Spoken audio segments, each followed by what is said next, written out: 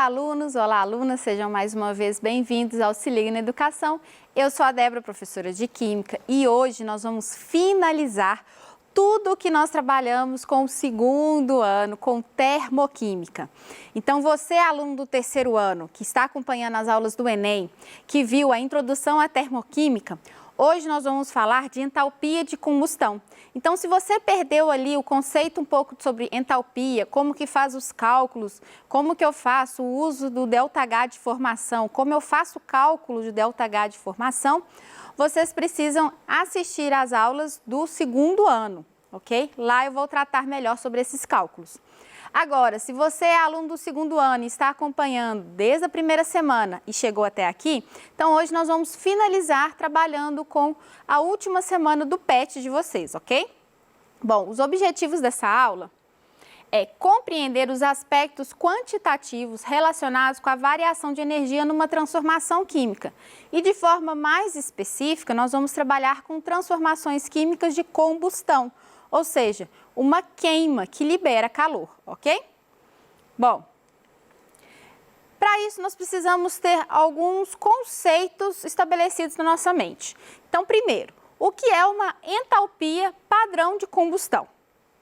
Então, entalpia padrão de combustão é a variação de entalpia, ou seja, o ΔH, envolvida na combustão completa de 1 mol de uma determinada substância, feita a condições padrão. E aí essas condições padrão são estabelecidas a pressão de 1 atm e a temperatura de 25 graus Celsius. Bom, o que é, afinal, é a combustão completa? Porque quando eu falo em condições padrões, eu estou falando de uma combustão completa, ou seja, eu preciso fazer com que a minha reação forme alguns determinados produtos.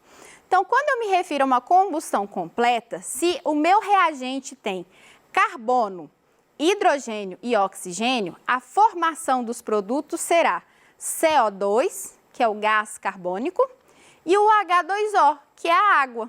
Então, uma combustão completa sempre vai ter como produto o CO2 e o H2O. O que vai variar é a quantidade de moléculas que vão se formar, ok?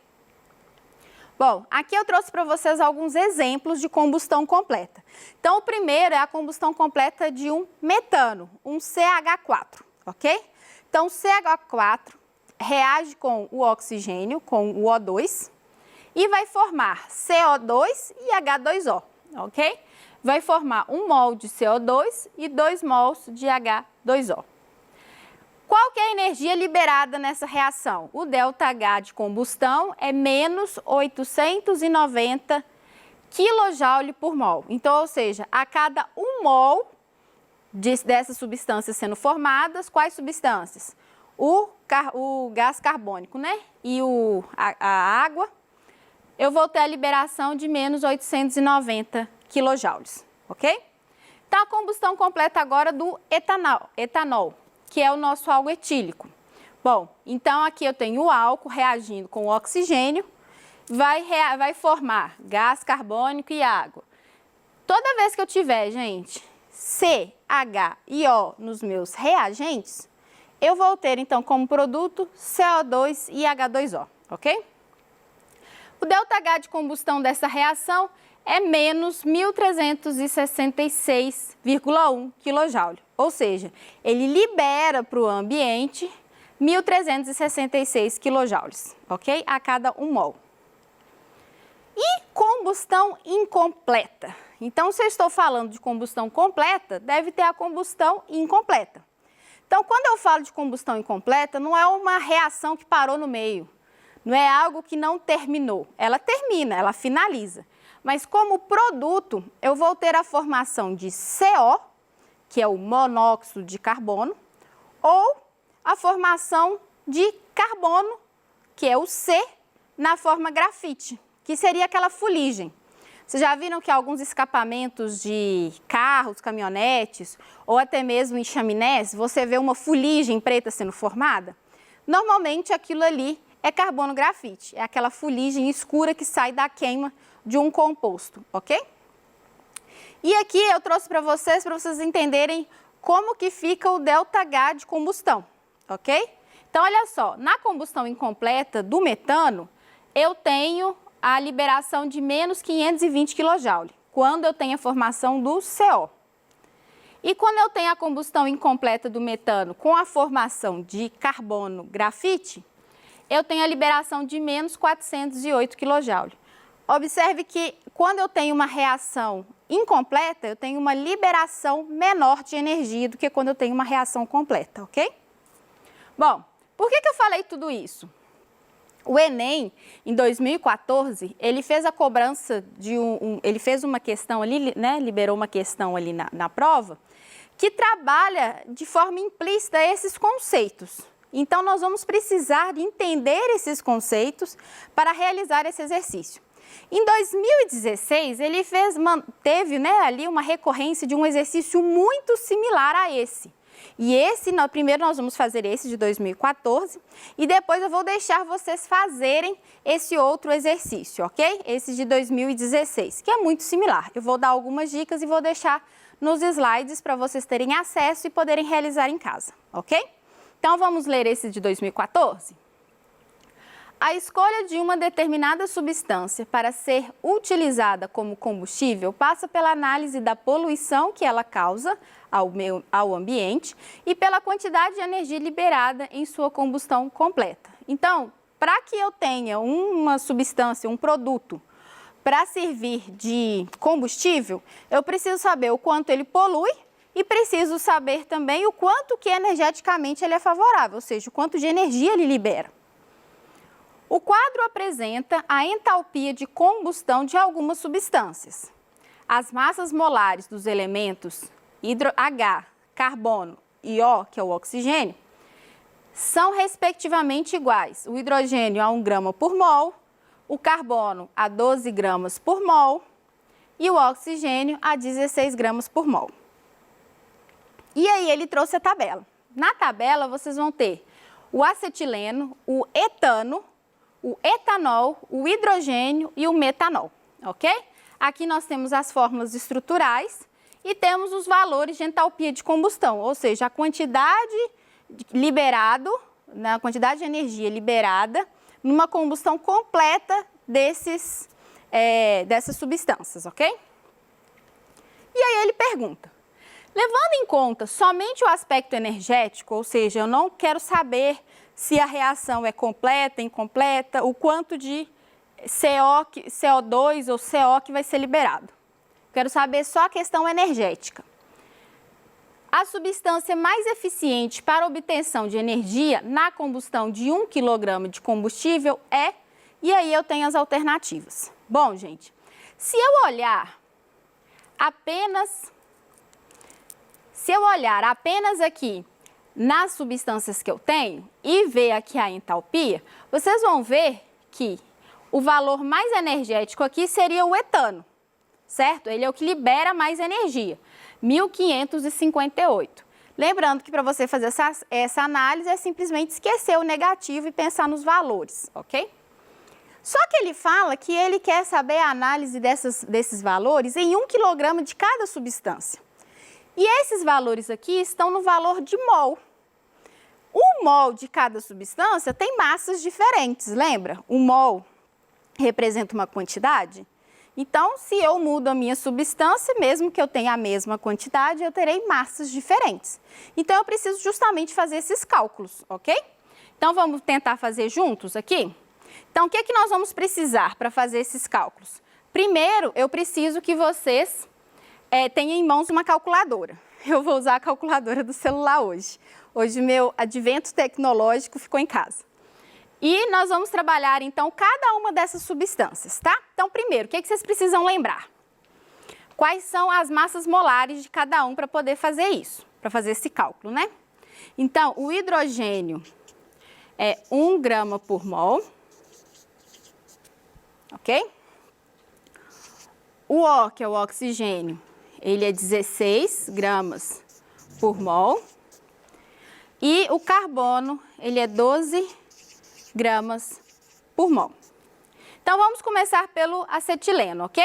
Então, no acetileno, nós vamos trabalhar. Ele é o C2H12. H2, ok? Então, qual vai ser a massa molar dele? A massa molar do acetileno vai ser 2 vezes o valor do carbono, 2 vezes o valor do hidrogênio. Então, vou fazer bem devagar esse para vocês entenderem. 2 vezes o valor do carbono, que é 12, mais 2 vezes o valor do hidrogênio, que é 1, ok? Então, quanto que vai dar isso aqui? 24 com mais 2, 26 gramas por mol. A cada 1 mol do acetileno, eu libero 1.298. Então, ó, em 1 mol do acetileno, eu vou liberar 1.298 quilojoule. Débora, como que você descobriu isso? Uai, ali não está escrito quilojoule por mol, quer dizer que 1 mol daquela substância vai me fornecer, né, vai fornecer o ΔH de combustão naquele valor, ok? Se eu sei que 1 mol vale 26 gramas, isso quer dizer que 26 gramas fornece 1.298 quilojoule, ok? Eu só transformei 1 mol em gramas, tranquilo? O exercício pede em 1 quilograma. 1 quilo quer dizer 1.000, então é 1.000 gramas. Então, em 1.000 gramas, eu vou ter X. Faço a multiplicação cruzada aqui, ok? Então, aqui que eu vou usar a calculadora. Então, vamos lá. Para poder fazer, nós vamos usar sempre o X, tá? Então, 26 vezes X tem que ser igual a 1.000 vezes menos 1.298. Então, vamos começar aqui. Menos 1.298 vezes 1.000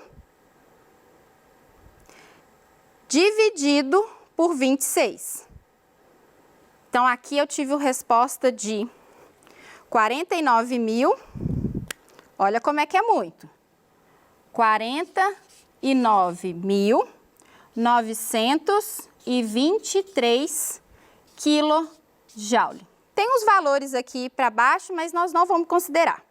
Então, lembra, o acetileno, 49.000, ok? Vamos fazer a mesma coisa para o próximo, tá? Só que agora eu vou trabalhar mais direto a massa molar e vou trabalhar de uma forma mais específica a regra de 3. Então, vamos lá. Qual que é o próximo? É o etano. C2H6, ok? Carbono vale 12. Se o carbono vale 12, então 2 vezes 2, 12, 24. Com mais 6, 30. Então, essa é a massa molar do etano, ok? É o etano? Isso. E qual que é a quantidade de energia liberada? Qual que é o ΔH dele? De combustão. É menos 1.558. Correto? Quilojoule. Então, agora eu vou fazer a regra de 3. Então, isso daqui é liberado em 1 mol. 1 mol equivale a 30 gramas. Então, em 30 gramas dessa substância, eu tenho a liberação de 1.558 quilojoule, ok? Então, se eu tiver em 1.000 gramas, eu vou ter X. Vamos fazer com calma, então, essa regra de 3 aqui para quem não entendeu. Então, eu sempre começo pelo X. Então, X vezes 30 tem que ser igual a 1.000 vezes menos 1.558, ok? Se eu quero saber o valor de X, eu tenho que passar esse valor de 30 para cá dividindo.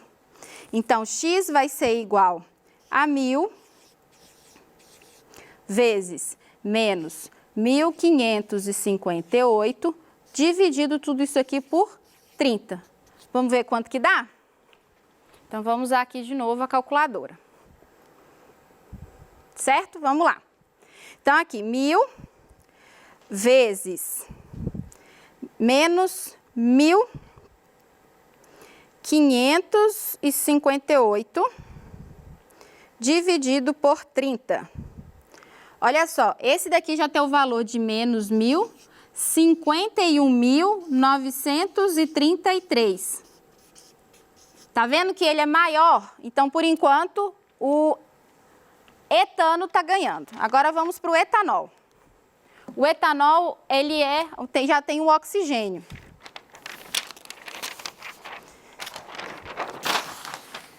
Então, o etanol agora vai ser C2H5OH, não é isso mesmo? C2H5OH. E ele libera menos 1.366. Ok? Então, olha só. Eu vou fazer agora a massa molar dessa substância aqui. Então, o oxigênio vale 16, certo? Então, vamos lá. Vamos fazer aqui 24 mais 6, que é os oxigênios, mais 16. Então, aqui vai dar 30, 46. Então, 46 gramas libera menos 1.366 quilojoule. Se eu tiver agora aqui 1.000, eu vou ter um valor de X. Então, vamos calcular aqui para ver qual que é o valor de X? Então, aqui eu vou ter 1.000 vezes menos 1.366 dividido por 46. Então, esse me deu um valor ainda menor. X aqui ficou igual a menos 29.695 quilojoule. Então, por enquanto, continua ganhando quem? O etano. Agora, nós vamos para o hidrogênio.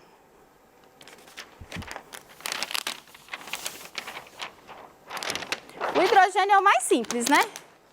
H2. Ele vai liberar um valor de menos 242 quilojoules. A massa molar dele vai ser 2 gramas. Então, 2 gramas libera menos 242 quilojoules. Se eu tiver 1.000 gramas, que é 1 quilo, eu vou ter o valor de X. Vamos fazer esse cálculo aqui juntos? Então, vamos lá. Então, aqui, 1.000 vezes menos 242 dividido por 2. Então, olha só, gente. O X aqui é menos 121.000 quilojoule. Opa! Isso quer dizer que de todos esses que a gente viu até agora, o hidrogênio é o que é mais energético, ou seja, é o que libera a maior quantidade de energia, ok? A cada 1 quilo. Vamos fazer o último só para desencargo de consciência? Então, vamos lá. Qual que é o último que nós temos? É o metanol. Então, é um CH3OH, certo? O valor energético que ele libera? Menos 558, não é isso mesmo? Isso. E qual que vai ser a fórmula aqui dele? Então, eu tenho 24, opa, desculpa. Eu tenho só um carbono, né? Então, é 12 com mais 4, que é hidrogênio, mais 16. Então, aqui dá 20, 32. Então, 32 gramas vão liberar menos 558 quilojoule. Se eu tenho 1.000 gramas, eu vou ter o valor de X. Vamos fazer esse cálculo para a gente saber qual que é o valor de X? Então, eu vou fazer aqui 1.000 vezes menos 558 dividido por 32. Então, o valor aqui deu menos 17.437. Então, a resposta, gente, de qual deles é o valor que tem valor mais energético, vai ser o hidrogênio, letra E. A questão de 2016, ela é exatamente igual. vocês vão precisar... A única diferença é que nesse caso aqui, ele pede comparado a 1 grama. Ele também te dá uma tabela com relação a quilojoule por mol, mas ele pede para 1 grama, ok? No mais, gente, eu vou deixar essa questão para vocês fazerem. No próximo momento a gente tenta discutir ela também. No mais, eu quero agradecer a todos a presença nessa aula. Um grande abraço virtual e até uma próxima.